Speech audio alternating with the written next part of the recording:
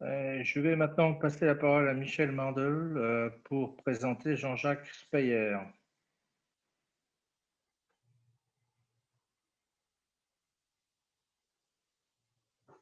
Chers confrères, chères consoeurs, c'est avec plaisir que j'ai accepté de vous présenter mon ami Jean-Jacques Speyer en tant que nouveau membre titulaire de notre académie.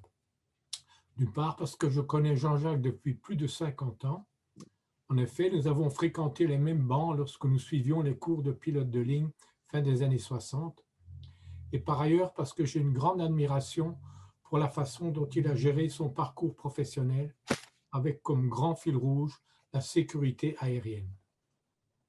Diplômé ingénieur civil électricien mécanicien de l'Université libre de Bruxelles, Jean-Jacques détient un master en aéronautique et astronautique du Massachusetts Institute of Technology. Comme officier de réserve au 15e wing à Mesbrook, il se fait remarquer par ses supérieurs et se voit confier la formation du personnel technique sur C-130 Hercule, le nouvel avion de transport de la force aérienne. À l'issue de ses obligations militaires, ce diplôme ne l'empêche pas de débuter au bas de l'échelle des avions dans lesquels il volera comme officier mécanicien, notamment pour la TEA, une compagnie charter belge qui vient d'acquérir 2 Airbus A300B. Ces années d'expérience de flight engineer vont bien lui servir pour mettre le pied à l'étrier chez Airbus. Après une période aux études de performance de route, il est muté aux essais en vol et devient le responsable de la première certification de l'équipage à deux d'un gros porteur, l'A300FF. Il poursuit ses tâches sur l'A310 et l'A320 et l'étude de la charge de travail des pilotes lui vaudra la reconnaissance de ses pairs. Par la suite, il développera, dans sa capacité de spécialiste en certification, une batterie de méthodes de mesure de la performance humaine pour les A330, 340 et 380. Elles ont pour but d'évaluer l'impact des nouvelles technologies, notamment l'introduction des glass cockpit ou cockpit tout écran. Parallèlement à ces activités, il continue à cultiver son autre prédilection, celle pour les performances en vol.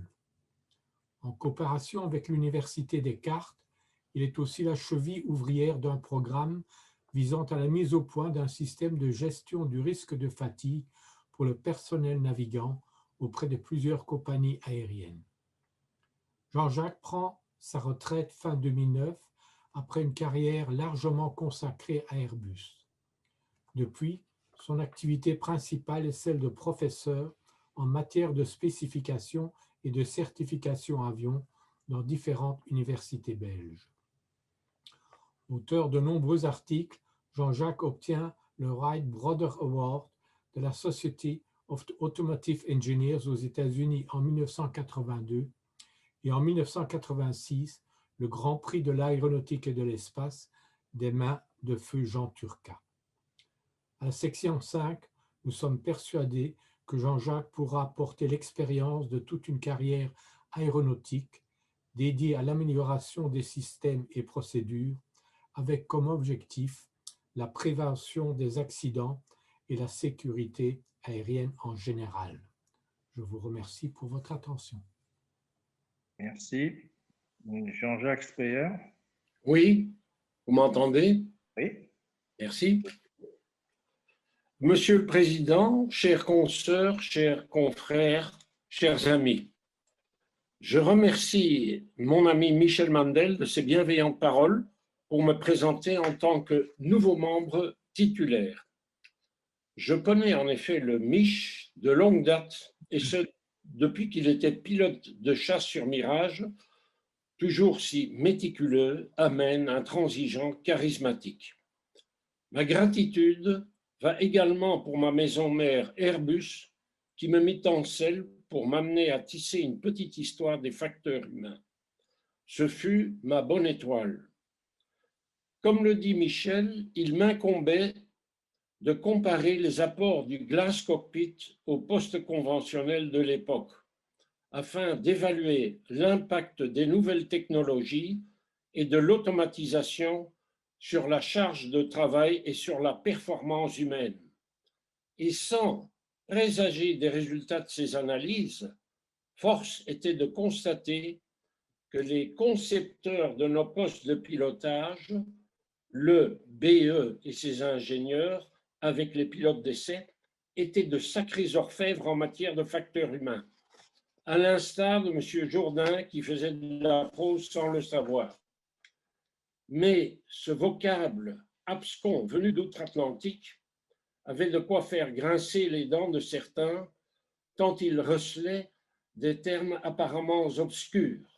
Jean Pinet était bel et bien le seul dans les rangs à plaider pour son acceptation, convaincu qu'il était de l'importance de la prise en compte du comportement et de la gestion des ressources en équipage. L'on imagine mal que le sujet pouvait devenir bien plus qu'une mode passagère.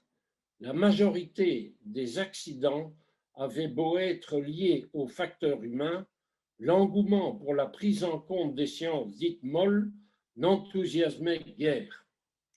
Une autre apogée allait toutefois venir avec le soutien précieux de la Flight Safety Foundation et d'Eurocontrol pour ma contribution à une section performance humaine sur le site de sécurité aérienne Sky Brairie, avec de véritables synthèses sur les divers thèmes et l'appui de narratifs d'incidents et d'accidents où les FH ont infléchi l'issue, qu'elle ait été positive ou négative, tels les bulletins de vol de Bertrand de Courville chez Air France. Voilà où je voudrais en venir. Contribuer à la section 5 avec des synthèses claires et bien étayées dans le domaine des facteurs humains, comme je le fais encore à l'EASA, et comme le fit sur tout autre sujet la récente conférence de notre Académie concernant les nouveaux paradigmes qui attendent l'aérien avec le défi climatique, ce qui renoue dès lors avec mon autre prédilection, les performances avions, les économies d'énergie et les coûts d'exploitation aérienne. Pouvoir donner en retour ce que notre parcours nous aurait octroyé est une véritable chance à saisir. C'est à quoi je m'applique en transmettant à de futurs ingénieurs. C'est aussi ce que je conçois de faire pour la section et pour l'Académie, que je remercie chaleureusement pour son accueil. Je vous remercie de votre attention. Merci Jean-Jacques. Et je passe maintenant la parole à